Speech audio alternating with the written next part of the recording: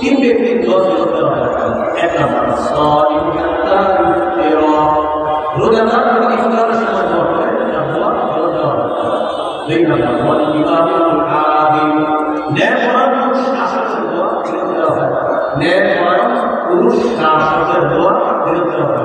তিন নম্বর ওয়াদাআতুল মাজলুম, মাজলুমের দোয়া করতে হয় না, ইফতির দোয়া করতে হয় না, রোজাদারের দোয়া।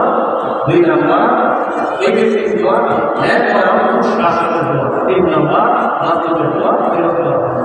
তাহলে আমরা সবাই সবার দোয়া করতে ইনশাআল্লাহ দোয়া দিয়ে প্রত্যেকের জন্য করবেন। এরপরে যারা আপন মাদের জন্য, এরপরে যারা আপন মাদের জন্য, এরপরে যারা তাদের জন্য, এরপর অন্যদের জন্য।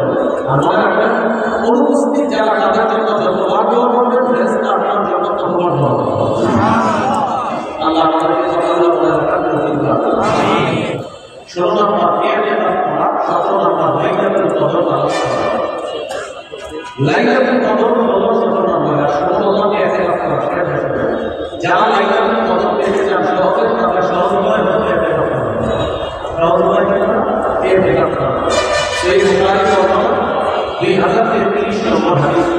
এই হাদিসের মধ্যে আছে রাসূলুল্লাহ সাল্লাল্লাহু আলাইহি ওয়াসাল্লামের স্ত্রী আয়েশা সিদ্দিকা রাদিয়াল্লাহু তাআলা আনহা, قال رسول الله صلى الله عليه وسلم يعتكف في العشر الأواخر من رمضان।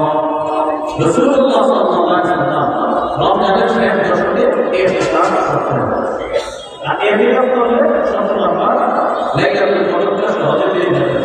সূরা কদরের 3 নম্বর আয়াতে আমরা বলবো লাইলাতুল কদরি খায়রুম মিন আলফি শাহর, কদরের রাতটি 1000 মাসের চাইতে উত্তম।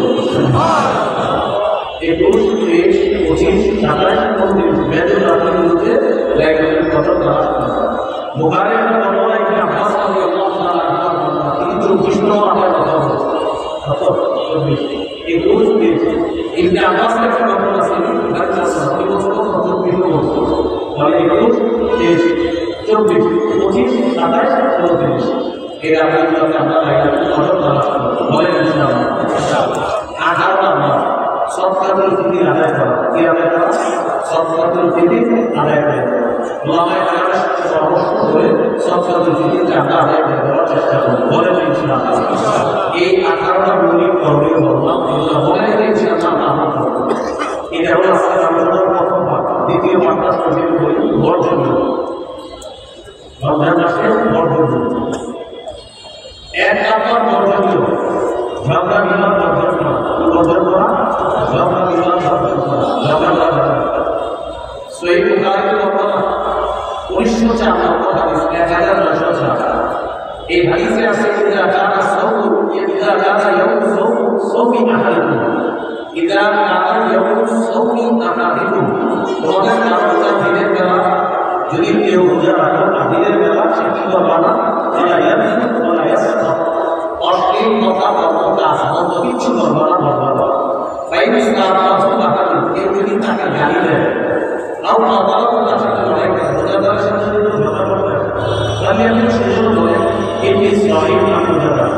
বুখারীর বর্ণনা আছে সেজন্য 2 বার বলে এটি সহিহ, এটি সহিহ।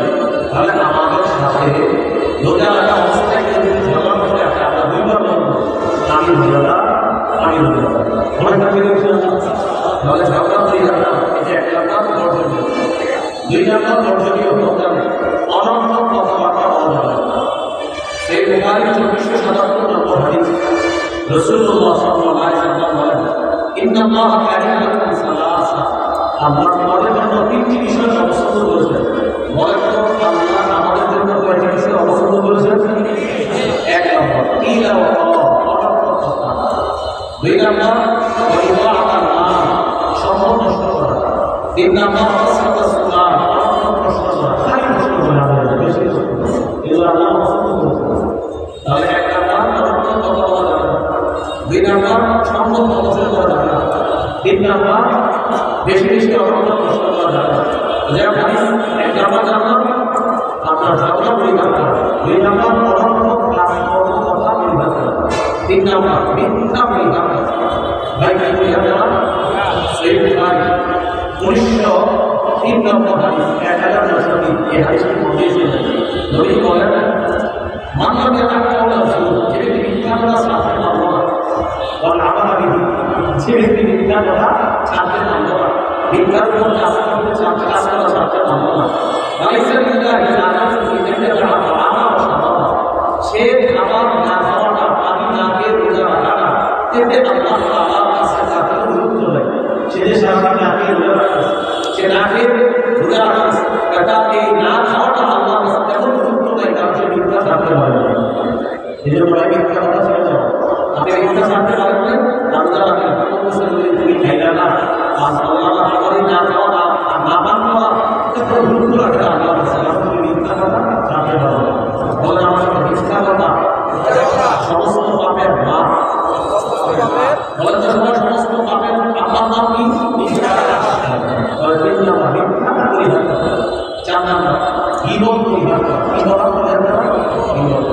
আমাদের বিভিন্ন পাশ্চাত্য মুসলিমরা ঘি ভাত দিয়ে শুরু হয়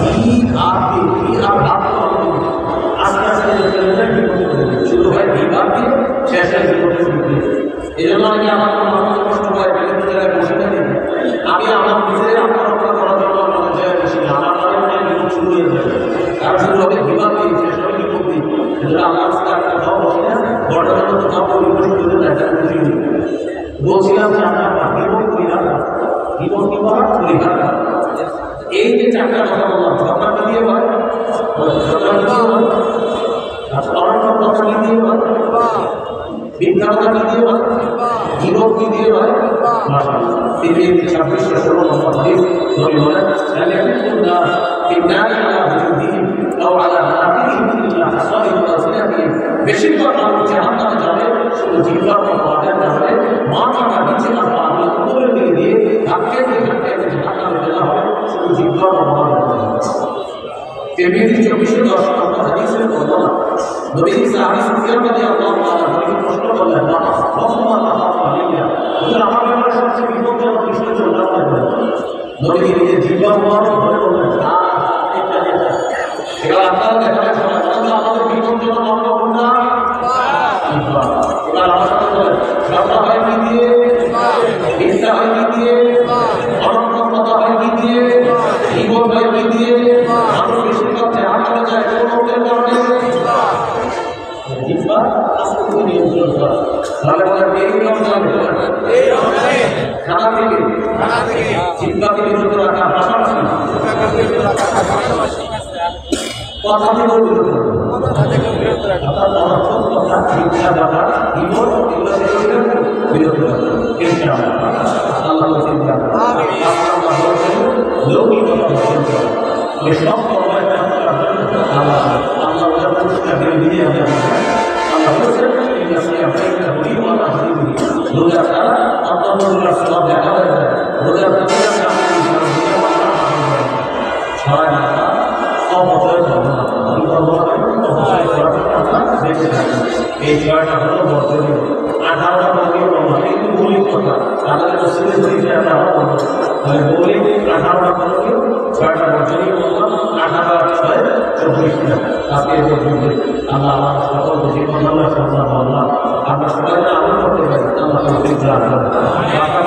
আমি এখন কাজ করবো সবাই যেন আমার সাথে যেতে পারে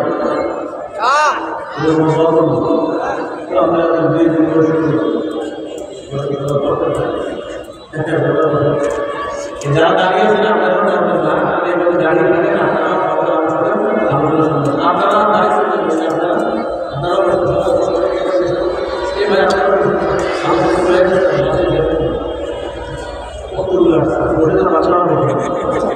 ওরা যে পরিমাণ হয়ে যায় না এই পরিমাণ আপনারা কিন্তু না আল্লাহ প্রতিষ্ঠা নষ্ট করবেন যে যেভাবে থাকেন আরো দিক নির্দেশনা আলোচনা রমজান বিষয়ে মৌলিক কথা বলছি আরো বাকি আছে তারপরে আমার আল্লাহ যারা দাঁড়িয়েছেন দাঁড়িয়ে থাকেন যারা বসে আছেন বসে থাকেন আল্লাহ আসসালামু আলাইকুম